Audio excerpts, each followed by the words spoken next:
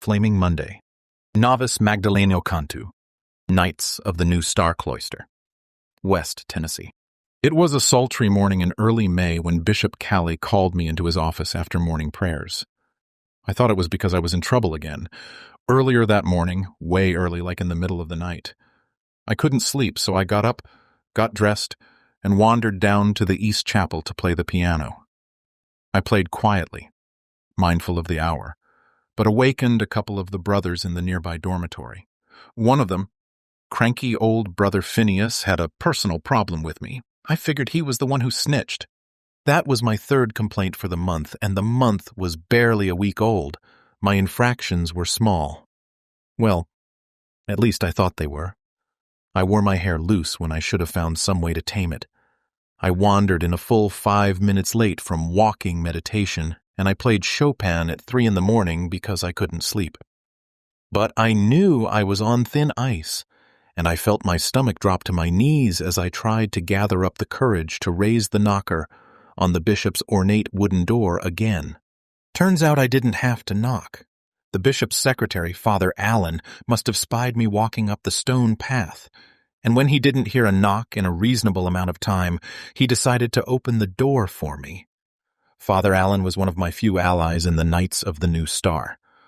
I'm sure he was one of the reasons I hadn't been thrown out on my rump. "Greetings, Novice Ocantu," he said with a bemused smile on his face. "You're certainly becoming a frequent visitor to the bishop's cottage." "Blessings to you, Father Allen," I said, reverently bowing my head. "I'm sorry about the piano." "This is not about that," he said crisply. "Although I don't know why you insist on baiting Brother Phineas." "I was not playing to bait Brother Phineas," I insisted, which was true, since if I had wanted to bait him, I just would have blown him a few kisses. "I was only playing because I couldn't sleep. It's too damn quiet around here." "Well, it's in solitude and silent contemplation that our hearts can hear the voice of God," Father Allen said. "Besides Magdalene as a pioneer, you should realize people are watching you very closely. You are hardly a run-of-the-mill novitiate, and unfortunately, there are several people in the order gunning for you to fail." "You mean there are several men in the order gunning for me to fail?" Father Allen winced and sighed. "Okay, you can put it that way if you wish. But the truth remains you are one of the first women to enter the Knights, and there are some less than forward-thinking members of our community who do not think you should be here." Well, he had that right. And to accommodate those troglodytes, the order had me in virtual isolation. My tiny room was practically on its own separate wing. I was the only novice to have a private bathroom. I had to wear my hair covered, or in a modest style. Some of the meditations, like the Walking Garden of Eden one, where you hiked along a trail wearing nothing but your birthday suit to fleetingly experience humankind's lost innocence and reconnect with the rest of God's kingdom, I had to do alone. If I smiled at someone the wrong way, they thought I was flirting with them, tempting them away from the light. When the Knights first accepted me, people called me a trailblazer. Hell, I even thought I was special for a while. But now I felt like a pariah. I crossed my arms defiantly. "Well, I'm here," I said, "and I endured the same convoluted background checks, physical, psychological, and spiritual evaluations as everyone else. I have a lot to give to the Knights, and to God. So I don't see why the fuck people can't deal with that." Father's eyes looked like they were about to pop right out of his head. He hated when I swore, especially like that. "Magdalene," he scolded, "I don't know why you feel it necessary to use such language. Good Lord, woman, you speak 5 of them and probably have millions of words at your disposal. Why do you continue to have an affinity for the crudest ones?" I shrugged my shoulders and grinned. "Because you're so cute when you're angry," I winked, "and it's fun to make you take our Lord's name in vain." He blushed, and I was quite pleased with myself. For a moment he looked as if he was going to scold me again. But then he shook his head, chuckled quietly, then gave my arm a gentle squeeze. "Magdalene," he said gravely, "please be careful. I, for one, do not want you to fail. You have too much of the Spirit in you not to be a priest." He opened the door to the bishop's study, led me inside, and showed me to a seat. "The bishop will see you in a moment. I think he has some interesting news for you." Interesting news, huh? I sat in the chair in front of the bishop's desk and tightened my head wrap. Interesting. I hated that word. It signified nothing good. The bishop took his sweet time getting there. A moment languished to nearly an hour. Surely they were just giving me time to contemplate my impending doom. I stared out the huge bay window behind the bishop's chair. The cloister grounds were beautiful, especially since spring was actively springing. The leaves on the trees were that bright and lively green. The ornamental gardens were positively aflame with color. The window was slightly open, and I could smell the newly turned earth out in the fields where we would grow our food. The air was alive with birdsong and insect buzz. I'd come a long way from the toxic wastelands of the Florida Panhandle. Despite the fact all that pristine nature made me slightly nervous, I didn't want to leave. I was beginning to feel at peace for the first time in ages, when the bishop finally entered the room through a side door. Carrying a manila folder I assumed contained my files, I rose from my chair. "Good morning, Your Excellency," I said as cheerfully as I could manage. I sounded fearful instead. "A blessed morning to you, Novice Ocantu," he responded, nodding. "And do have a seat and don't look so nervous. I'm not going to bite." He settled at his desk and placed the folder in front of him, but he didn't open it. He gazed at me a moment and smiled. "May I ask why you are smiling, Your Excellency?" "I'm smiling because you're looking like a little girl who's been sent to the principal's office, which is especially amusing in your case, since I know of no little girls who are a few inches shy of being 7 feet tall." "Yes, I am tall, and most of the time I don't slump. But that morning I was slumping, doing my best to look contrite and humble." "This is about my leaving, isn't it?" I asked, wishing he would get down to business and stop trying to spare my feelings. "No," he replied firmly, "it is not." Well, that was a surprise. I tightened my head wrap yet again, straightened my back, and finally remembered to breathe. "Then, what is this about, Your Excellency?" He kept smiling. "Wait, not so fast. I have an important question I'd like to ask you first." So much for breathing. I found myself gripping the arms of the chair and was uncomfortably aware of my heartbeat. "Like what?" He leaned back in his chair and gazed at me like a kindly grandfather. "Magdalene, are you happy? And I'd like an honest answer, please." I tried to catch my breath. Definitely not what I was expecting. I looked past the bishop's head and noticed a bright red cardinal perched on a branch. There were hardly any birds left in Florida. "I guess I'm happy," I finally replied. He shook his head and frowned. "Magdalene, you're going to have to do a lot better than that." "I'm better than I was before I came," I told him. "I feel I'm on the right path, but it's hard being under the microscope all the time. I mean, last night I was only playing the piano because I couldn't sleep. I didn't mean to wake up Brother Phineas." He sighed impatiently and finally opened the folder on his desk. Obviously, he was looking for a different sort of answer. "Let me refresh your memory a bit. You said you were attracted to the Knights because of our commitment to active social engagement. You said you felt God was calling you to do something about the sorry state of the world we live in, but you felt social action without a strong spiritual foundation was doomed to failure. You also said you felt you couldn't accomplish your mission alone. Are we helping or hindering your journey?" I took a deep breath. Truth was, I had wanted to be a priest ever since I was 7 years old. My parents and I were gold riot refugees from South Africa who settled in the Midwest during the early 50s, some 15 years after the church had its latest schism. Priests, monks, and nuns from the New Catholic Church helped get us on our feet. When we were really poor, they fed and clothed us, as well as provided shelter. Later, when we got more established, they educated us and helped us to cope in our adopted land, which turned out to be only slightly more hospitable than the hellhole we had left. I liked the New Catholics better than the Fundies. Their God wasn't as uptight. I always thought the Fundies' God acted like a spoiled 2-year-old, throwing tantrums over every trifling thing, making up stupid rules on the fly, and then changing them in a lightning flash, sometimes with a lightning flash. And for all their talk of things beyond the veil, angels, demons, the soul, the Holy Spirit, Fundies were frightened to death of people who could actually see and feel those things. But I was born with the sight. What others took on faith, I knew intimately. All that lived, and even that which had died, pulsed with spirit. Now, if I said that to my parents, they told me to hush.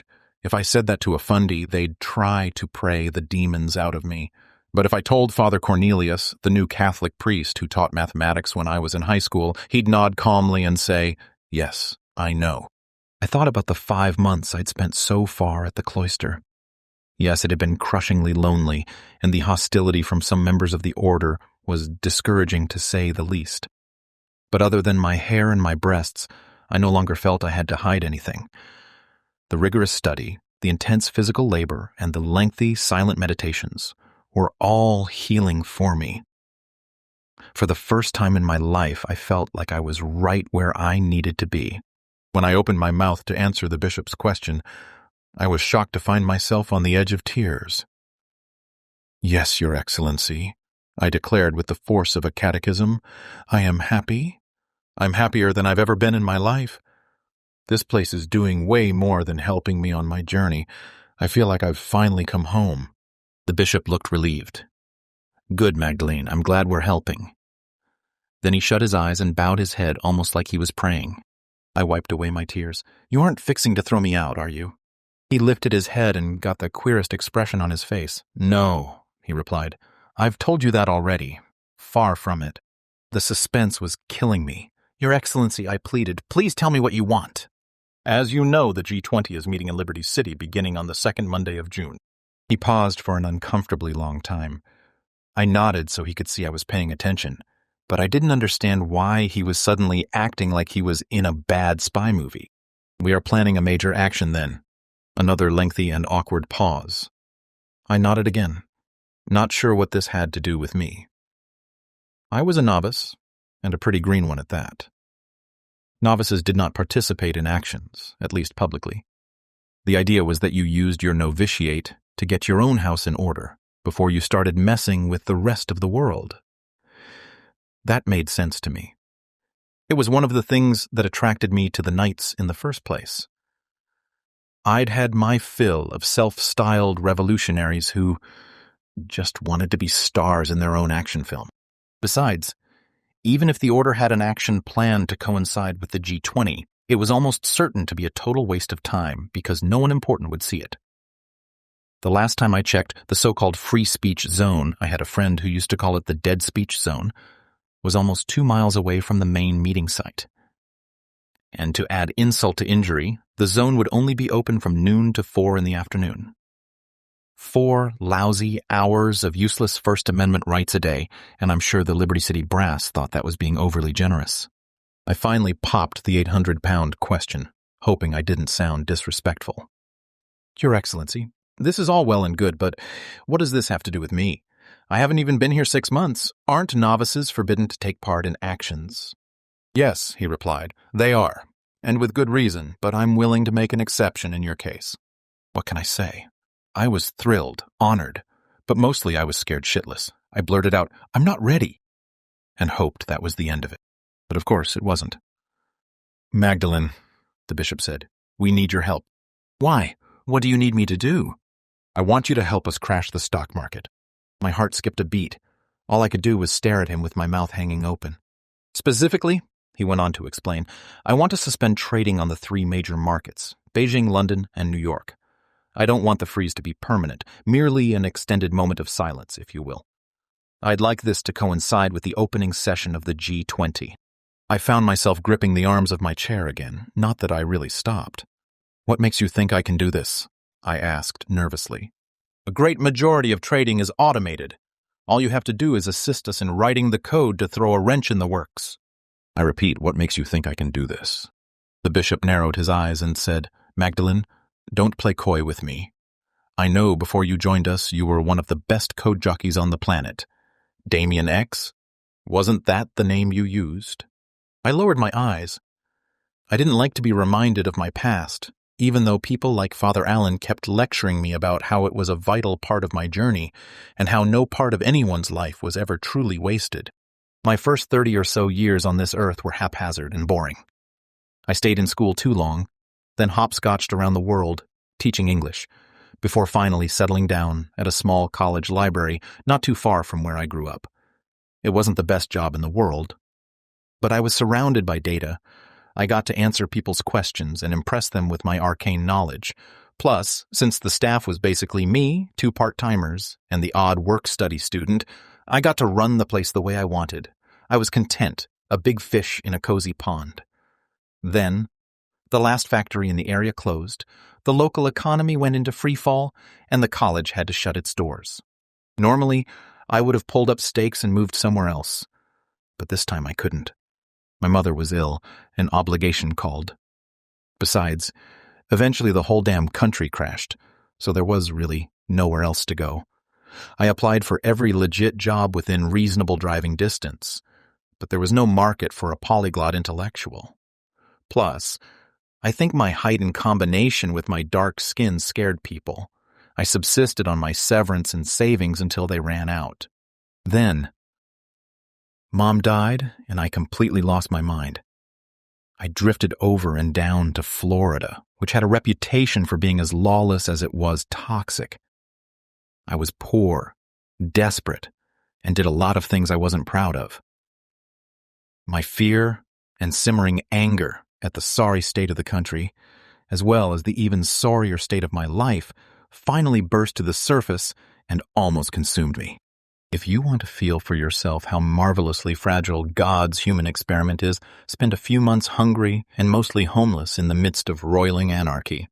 Try to think of the higher good when you're obsessing about how thirsty you are and the staccato sound of random gunfire peppers the night. Then you will see just how easily the divine light dims. I'd hacked before as a lark, but in Florida, I hacked for vengeance. I took credits from some pretty unsavory characters. In return, I stole or erased mountains of data. I destroyed hundreds of lives. A few of those whose lives I ravaged deserved it. Most, though, were innocent. Besides, the bishop was saying, "You've helped us before. You might recall when Great Mountain Security's main servers crashed and burned?" Yes, I did, and at the time I remember thinking it couldn't have happened to anyone more deserving. Great Mountain Security was a private security firm whose tech surpassed that of the military. They were an amoral bunch of bastards who sold themselves to the highest bidder. Sometimes the military hired them to fight our dirty secret wars. Sometimes corporations hired them to spy on the general populace or each other. But it didn't matter who was paying them.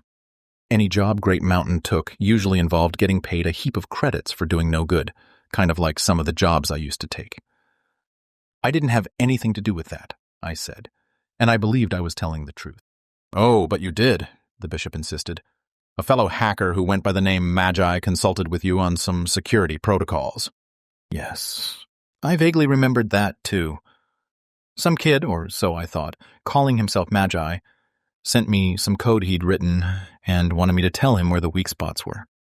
I was impressed with his skills. After all, he did track me down. So I offered him some discreet advice. After I made sure he was safe, we struck up a correspondence of sorts.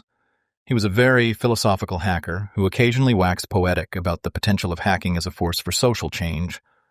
I'd always pictured him as some disaffected banker's son, thinking he was maybe 16 tops. "Magi is a knight?" I asked incredulously. The bishop nodded. "And I take it that whole Great Mountain Security crash and burn thing was an official operation?" "Yes." "Damn," I swore before I realized I'd done it. "You guys aren't kidding when you talk about deep acts of conscience. The person who caused that meltdown still has a fairly hefty price on his or her head. Lucky for them, they haven't been caught. He will not be caught this time either." "And who is he, if you don't mind me asking?" "Brother Phineas." "Brother Phineas," I repeated. "Brother Phineas, who hates my guts and hopes I rot in hell. Brother Phineas." The bishop just laughed. "Magdalene, it's not like that at all." I crossed my arms and pouted. Could have fooled me. "No, his feelings concerning you are rather, complicated. But I take it you want us to work together on this project?"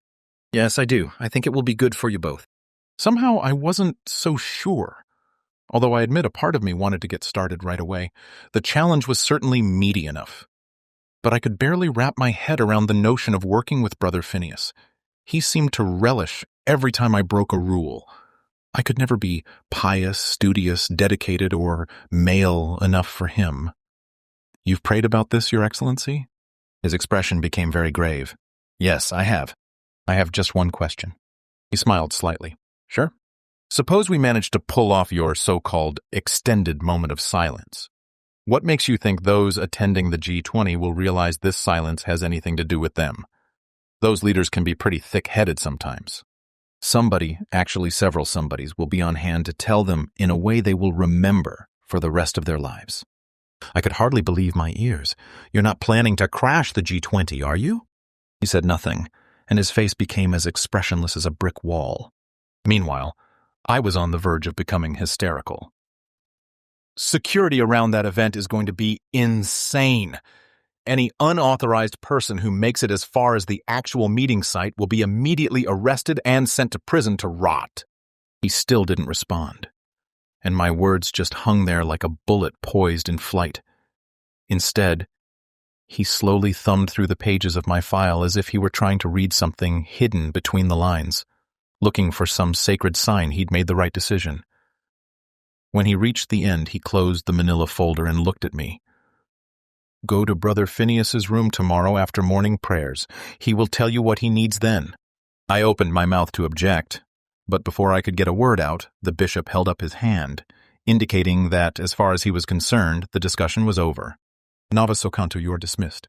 So, per bishop's orders, the next morning when all the novices filed out of the East Chapel, I headed over to Brother Phineas' dormitory, found his room, and knocked on his door.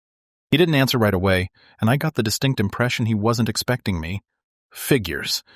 It would be just like the bishop to throw us together like a couple of angry dogs to enrich the learning experience. "Who is it?" Brother testily demanded. "Novice Ocantu," I replied, and when he still didn't come to the door, I added, "The bishop sent me."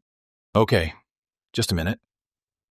I could hear a flurry of activity, things crashing, drawers being slammed shut. He must have been changing into his gardening gear because he'd been assigned to the greenhouse that morning for working meditation. When he finally did open the door, he didn't look especially happy to see me. "Good morning, Novice Ocantu," he said. His greeting was pleasant enough, but his voice still sounded strained. "Please come inside." I bowed before crossing the threshold. "Thank you, brother," I said. "I will only take a moment of your time." He quickly shut the door and led me to one of the 2 wooden straight-backed chairs in his room. I took a seat and took in the sights. His room was a little larger than mine and had one more window. The top of his desk was completely clear. Nothing in that room looked the least bit out of place. It was an obsessive-compulsive's wet dream. Brother took a seat in the other chair, crossed his legs, stared at me, and waited. This was the first time I'd had an opportunity to get a real good look at him. He was tall, only an inch or so shorter than I was, mostly bald and solidly built, with one of the most ageless faces I've ever seen. I knew he was around 65, but I had a feeling he'd always looked the same. He'd always been an old soul. I cleared my throat. I knew we couldn't just sit around staring at each other forever. "First of all, brother," I began, "I'd like to apologize for awakening you the night before last. I certainly did not intend to disturb you." He nodded. "Apology accepted." "I am still acclimating to the discipline of the order," I explained. "I promise it will not happen again." He nodded once more and smiled slightly. The smile seemed more patronizing than friendly. Perhaps he was enjoying my groveling. Then he said something that completely surprised me. "You play very well. Where did you study?" It took me a beat to answer. Brother had never complimented me before. "Thank you. My mother taught me how to play. She was a music teacher back in Johannesburg." "She did well by you then?" "Yes," I agreed, "she did." Silence. We sat and stared at each other some more, and he started to look impatient. "Was there something else you wished to say to me?" he asked. Damn the bishop putting me on the spot like that. Not only hadn't he warned Brother about my visit, he hadn't told him the real reason I was stopping by. So I gulped and dove right in. The bishop sent me here to help you on a project. Apparently, you're working on a deep act of conscience to coincide with next month's G20 meeting in Liberty City and need help with some code." His expression went from shocked to confused to enraged in a hot second. "How did you find out about that?" he snapped. "You've barely been with us 6 months." The bishop called me in his office to tell me," I sheepishly replied. Brother crossed his arms and grunted. "That's highly irregular." I was about to just sigh, "Yeah, I know it is," which probably would have been the path of least resistance, but his attitude was really beginning to irk me. "Listen, Maji," I said, "you may not realize this, but we've actually sort of met before. We've been sending code back and forth for years." At first, he didn't know what hit him. Then he realized what I was saying. "You're Damien X?" "Yes, I am," I said. "I mean, I was. I haven't done anything in a while, certainly not since I've been here. It's against house rules." He looked at me as if he were seeing me for the first time. Somehow I wasn't expecting that I'd be a woman? Busted. He blushed. "Well, yes, but there's also something else." "Like what?" I asked. "I was expecting you to be far older than me." I burst out laughing. "What's so funny?" he snapped. "I'd always pictured you much younger than you are. I thought you were about 16. He smiled despite himself. "What would make you think that?" "You were so philosophical, so noble, I thought you were naive." "Interesting," he said. "I thought you were world-wise and cynical. I had a bit of an intellectual crush on you." Whoa, I wasn't expecting that.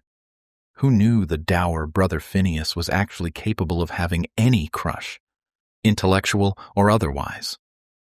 Was that what the bishop meant when he told me that Brother's feelings about me were complicated? Might the holier-than-thou Brother Phineas secretly have the hots for me? Was that why he was always on my case? God, if that was the reason, that was so grade school. "No," I told him. "I was hardly world-wise. World-weary was more like it." Living in the Florida Badlands will do that to you. I imagine it would. I've only visited there once as an adult and found it to be a physical and spiritual wasteland. "Sounds like the place I know and love," I quipped. Silence, but at least it wasn't as tense this time around. "What kind of help do you need?" I finally asked. "Do you read Mandarin?" "Yes. I need you to translate something for me. I can email the encrypted files to your workstation along with." "I don't have a workstation," I reminded him. "I'm a novice, remember?" "Yes," he acknowledged. Then he cast his eyes downward. "I guess that means we will have to work here. I shall have to ask the bishop for permission. I would assume we already have permission. This whole moment of silence thing was his idea." "No," Brother Phineas said sternly. "You should never assume. Besides, the moment of silence idea was mine." "I beg your pardon," I said. "I guess I should give credit where credit is due." More silence and another staring match, just when we were beginning to thaw the ice. I suddenly felt very tired. "I'm sorry to snap at you, novice," Brother Phineas eventually said, "but I've been on edge lately. I never thought the bishop would approve the G20 operation in the first place. He usually backs away from the extreme." "I don't know, brother," I countered. "Crashing Great Mountain Securities servers was fairly extreme." He smiled again, but then quickly brought his hand to his mouth to hide it. He was proud of the action and his role in it, but he didn't want to show it. "The bishop told you about that?"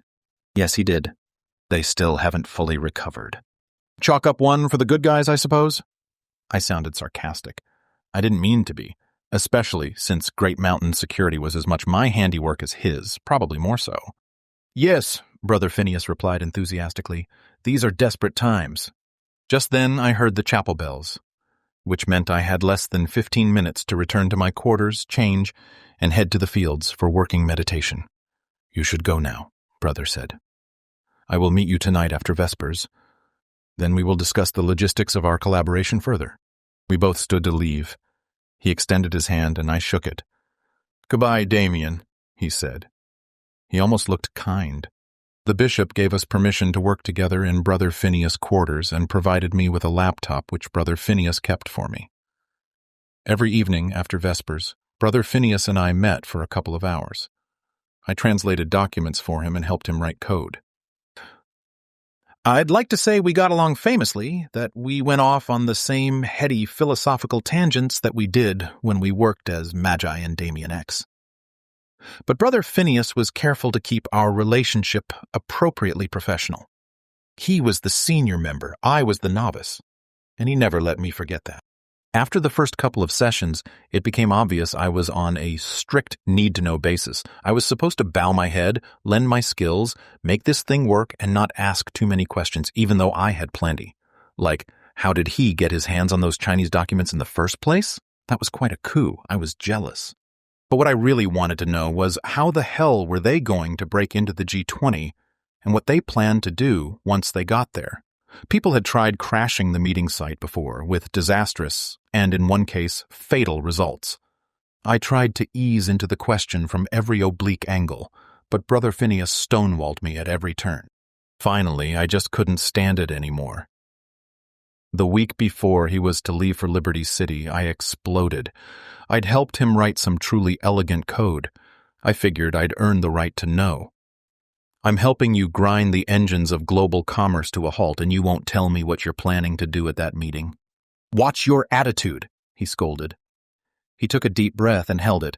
His jaw tightened and he closed his eyes. Maybe he was sending up a quick prayer for patience, or trying to keep from strangling me. When his eyes reopened, he said, "It's better that you don't know." Plausible deniability?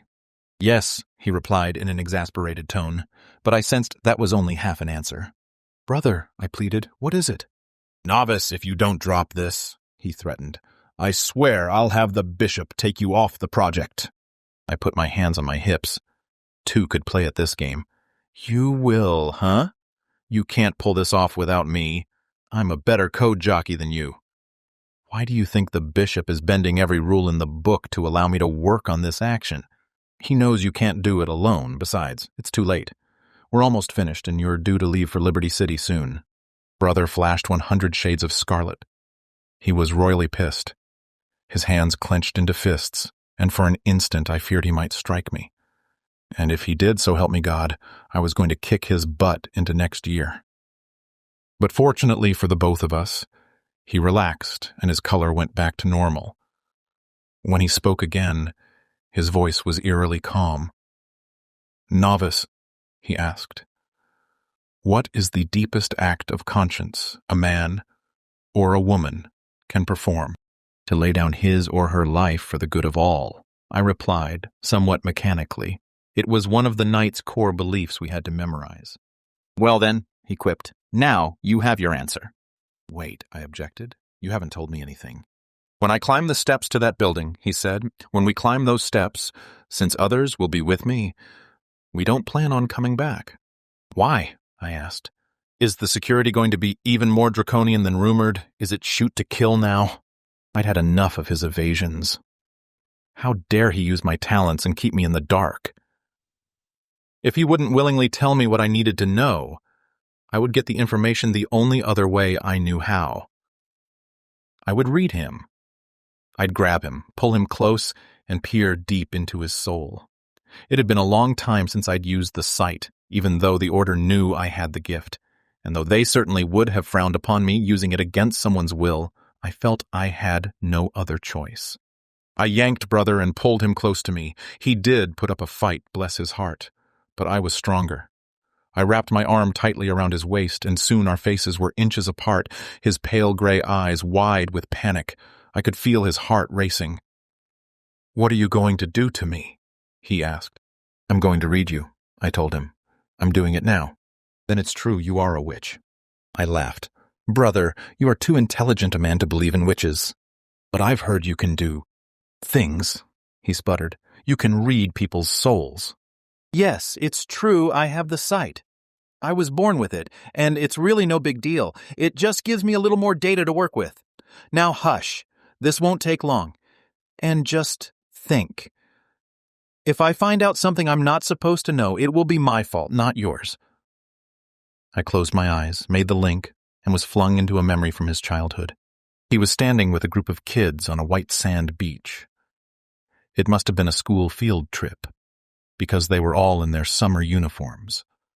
crisp white shirts or blouses and perfectly pressed khaki shorts or skirts. It was a sunny day, but it was also oppressively humid, and the air was hazy and thick. Most of the kids looked bored, but young Brother Phineas was excited. He thought something momentous was about to happen. "Where is that beach?" I thought to him. He grew even more tense than he already was. "How are you doing that?" he asked. "I can hear you thinking." "I've linked to you," I replied. "Now tell me, where is that beach?" There's no use in lying when you're an open book, though for an instant, Brother certainly considered it. "Gulf Shores. I grew up around there." "What are you waiting for?" "Not what, who?" We were going to meet Lillian Ruby, boy wonder of the bayou. He'd patented a new bacterium that was going to make the oil boogers go away. I could see why Brother was excited. He was going to see the most brilliant man who'd ever lived, and is still living, in the flesh. Lillian Ruby had just turned 20 when he patented the bacterium that was supposed to heal the Gulf Coast from years of human abuse. And it did work, sort of, just not as well as he and everyone else had hoped. He could only turn back the clock so far. In the meantime, the company he founded, Ruby Biotech, did go on to have several unequivocal high-profile successes, namely novel ways to treat superbugs, as well as the more virulent mutations of HIV. But Dr. Ruby never forgot how he had failed to completely heal his home. It had been ages since the former boy wonder had been seen in public. "How old were you when this happened?" I asked Brother aloud. "I just turned 12, he replied. "Huh," I mused. "That must have been something. Lillian Ruby wasn't much older than you." After that, Brother relaxed. I'm not sure why. Maybe he'd resigned himself to the fact I was winning this round. I loosened my grip. The link held. A good omen for our collaboration on the G20 action. It meant our souls had been bound together since before we were born, and we had a common mission. Brother held my gaze and didn't flinch. "Is the reading over?" he asked. "No, we're still linked. You're just not fighting me. In fact, I could probably let you go completely and the link would still hold until I consciously decided to break it. But I thought you had to touch a person to read them." "Sometimes that's true," I explained. "But there are times when a link is especially strong, like when two souls are bound together by destiny." "And you believe we are so bound?" "I don't just believe, Brother," I said as I released him and backed away. "In this case, I know.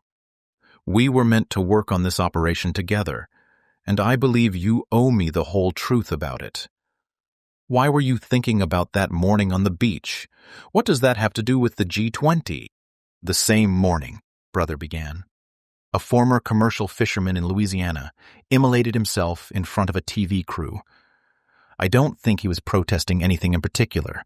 He was just frustrated, desperate, and poor. His last words reportedly were, "The sea is dead forever, and even Lillian Ruby cannot raise it." Dr. Ruby received word of the fisherman's demise while he was speaking to us. He grabbed his earpiece, stopped talking, then sat on the beach and cried. Everyone was confused. We all knew something momentous had happened, but it was one of those moments when time itself seemed to run off its rails. But everyone was afraid to find out what it was. So I went up to Dr. Ruby, asked him what was wrong, and he told me. I was astounded the desperate act of a stranger could move such a great man to tears. That's when I learned that truth spoken with passion could stun even the mightiest to silence. That fisherman's death inspired many to action. The flagging resistance along the coast suddenly swelled. Folks were no longer content to play dead, no longer willing to settle for half a life in a poisoned land. Even my own mother was caught up in it, and she was hardly anyone's idea of a radical. "That must have been something," I said. Kind of sad that I was born too late to see it for myself. "Oh, it was," Brother assured me, relishing the memory. "It was glorious." "But it soon ended," I reminded him somewhat cruelly. I remember my history teacher in junior high mentioning what he referred to as the late, great Gulf resistance. I believe he described it as a pimple on the rump of history. Don't know why I felt compelled to add that last sentence. Feeling ornery, I guess. It was a terrible mistake. Brother's jaw tightened again, and because we were still linked, I could feel the resulting ache in my own. I couldn't quite read his thoughts, though. They were an angry jumble churning beyond the edge of language. But I could plainly see he was hurt, and I knew I wasn't playing fair. I quickly apologized. "I'm sorry and beg your forgiveness, brother." That last bit I said was low.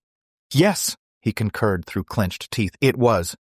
"Actually," I continued, though a part of me feared I was digging myself into a deeper hole, "back when we were working together as Magi and Damien X, I envied you because you believed in something.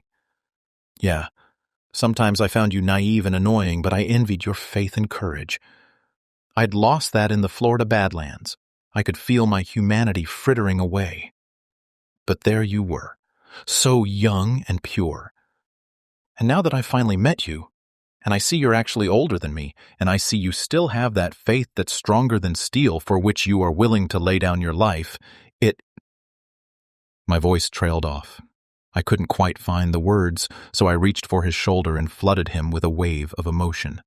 From the pained look on his face, I could tell what he was feeling was beyond intense. But he stood firm and weathered my storm well. And it wasn't just a one-way flood. He gave me something, too. The faith of a mustard seed powerful enough to move mountains. Suddenly it was more than just some pretty words in one of Father Allen's evening homilies. I felt that faith in spades surging through my veins like the sweetest electricity. When it was over, it was like a fever broke between us. Brother smiled meekly, wiped the sheen off his forehead, and said, "Novice Ocantu, that's the nicest thing anyone has ever said to me." Then he confessed, "I'm afraid to die. And worse, I'm not sure whether my death will do any good." "But you hope to light a spark," I said. "Literally. Like that fisherman in Louisiana, like that street merchant who long ago touched off Arab Spring? You long to speak the truth so brightly, it burns." "Yes," he affirmed, his voice steadily growing stronger. "I do. And in the end, it really doesn't matter how long my individual torch lasts. All that matters is that there are those of us who live to keep the flame alive. We must never give up. I'm not sure if it is possible to get drunk off another person's courage and passion for justice, but as soon as he spoke those words, I felt giddy and weak. I grabbed my stomach and doubled over. "Novice," I heard him whisper, "are you okay?" "I'm fine," I replied. It wasn't exactly the truth, but it was much easier than trying to explain how I really felt. How could I tell him he had given me back my heart? How could I make him see that, because of his steely conviction, I'd found the light I thought I had lost forever? I stumbled to my chair. "Well, brother," I said after I'd had a few moments to recover, "let's finish this. We don't have much time." That was our last meeting. Brother Phineas unceremoniously disappeared around the middle of the week. He didn't even bother to say goodbye. I just wandered over to his room after Vespers one evening, knocked on his door, and his next-door neighbor told me he was gone.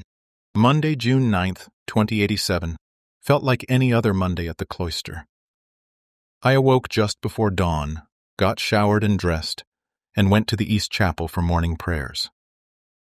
No mention was made of the G20 or the impending action, except for the standard prayer for God to grant the world's leaders the wisdom to finally face the root of humanity's problems. I'm almost certain none of my fellow novices knew why that particular Monday was special. We went on with our work like we always did. The deafening, at least to me, silence surrounding the action was standard procedure. The purpose of a deep act of conscience was not to glorify the order or ourselves, nor was it to feel smug and marvel at our own righteousness. It was to bring God's kingdom a little closer to earth. The silence helped keep the work clean. Plus, even if the action was a success, it was only a drop in the bucket. Any celebration would have been misguided and premature since there would always be more work to do. I wasn't really sure how things transpired until the bishop called me to his office a week later. As a novice, my access to TV and the net were severely restricted. "How did it go?" I asked the bishop.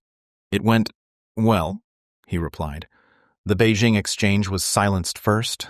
New York went silent about 15 seconds later, followed swiftly by London." "Huh," I nervously mused. "We screwed up. It was supposed to go Beijing, London, New York, east to west. Don't fret over it, the bishop said. Silence. I stared at my hands. Was any data compromised? I asked. No, the bishop answered quickly. You two were careful and did as I asked. And after 30 minutes, everything started up again as if nothing had happened. The markets fell for a couple of days, but now they've almost completely recovered. Just goes to show you how loosely they're attached to reality. What about Brother Phineas? I cautiously inquired. The bishop took a deep breath. He and his colleagues met the leaders' procession on the steps of the Independence Center. Everything went as planned. Silence. Who'd have thought an act of conscience that deep could be described in less than 20 words? I searched the bishop's face for a hint of emotion, but he betrayed none. He would have made an excellent poker player. I, however, felt as if I had been stabbed in the heart. The intensity of my grief surprised me, but really, I should have expected it. After all, Brother and I had been bound since before we were born, so it only followed we would stay bound, even if one of us died. I couldn't help it. I started bawling like an idiot. The newswags are calling it Flaming Monday, the bishop added, as if that was supposed to make me feel better. Novice, Brother's sacrifice was not in vain. I kept crying. It took me forever to stop. The bishop was patient and let me have my space. Then he reached into his desk drawer and pulled out a small wooden box. Novice, he announced. Brother Phineas left you something. I wondered what it was. Brother had taken a vow of poverty and had lived at the cloister for over a third of his life, so he couldn't have owned much. The bishop walked over and placed the box in my hands. Inside, there was a hastily written note on a napkin, along with an elegant ivory envelope addressed to Phineas in care of his former school, which contained an engraved note card from Ruby Biotech. I had to blink several times before I could read who signed that note card, Lillian Ruby, in Novice Magdalene. After our brief conversation on the beach, Brother Phineas's scrawl on the napkin explained, Lillian Ruby sent this note by way of my school. It is my most prized possession. I want you to have it. Strive to continue God's work. His Spirit is with you. You envy my courage. But believe me, you have more. Also, it's nice to know you're not as much of a hard-ass as you think. Play Chopin for me. Perhaps I will hear you beyond the veil. Love, Phineas. I laughed weakly. What's so funny? The bishop asked. Brother Phineas actually swore. Novice? The bishop asked. Do you need anything from me?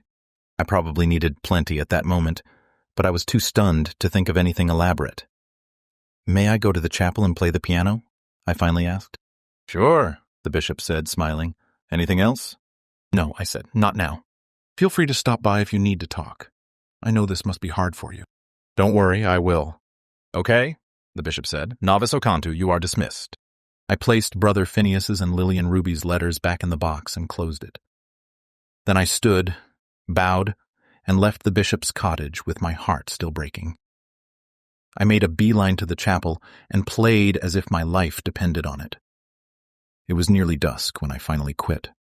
I lit a candle for Brother Phineas just before I left the sanctuary. The flame shot up and burned brightly for a few seconds, like a star going nova, before finally settling into a warm, modest glow. I closed my eyes and whispered a prayer for my comrade's soul. I know he heard me. Professional audiobooks in a click. Spoken.